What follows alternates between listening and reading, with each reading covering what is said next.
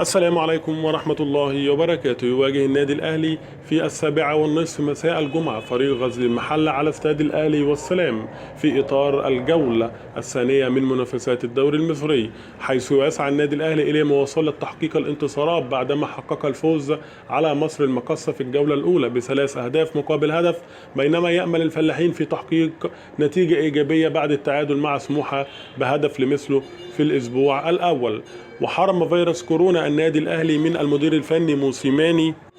من المشاركة في المباريات المقبلة، وتواجده حاليا في المستشفى لقضاء فترة العزل الصحي وتلقي العلاج، حيث حرم فيروس كورونا أيضا غزل المحلة من مدربهم خالد العيد الذي غاب عن مواجهة سموحة الماضية بعد إصابته بفيروس كورونا، ومن المقرر أن يستمر في الغياب عن الفلاحين في مواجهة الأهلي المقبلة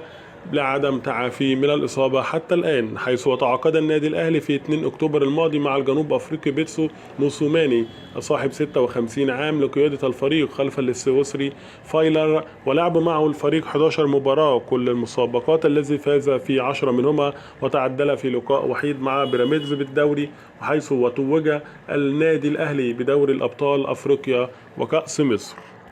السلام عليكم ورحمة الله وبركاته. يواجه النادي الأهلي في 19:30 مساء الجمعة فريق غزل المحلة على استاد الأهلي والسلام في إطار الجولة الثانية من منافسات الدوري المصري، حيث يسعى النادي الأهلي إلى مواصلة تحقيق الانتصارات بعدما حقق الفوز على مصر المقاصة في الجولة الأولى ب3 أهداف مقابل هدف، بينما يأمل الفلاحين في تحقيق نتيجة إيجابية بعد التعادل مع سموحة بهدف لمثله في الأسبوع الأول. وحرم فيروس كورونا النادي الأهلي من المدير الفني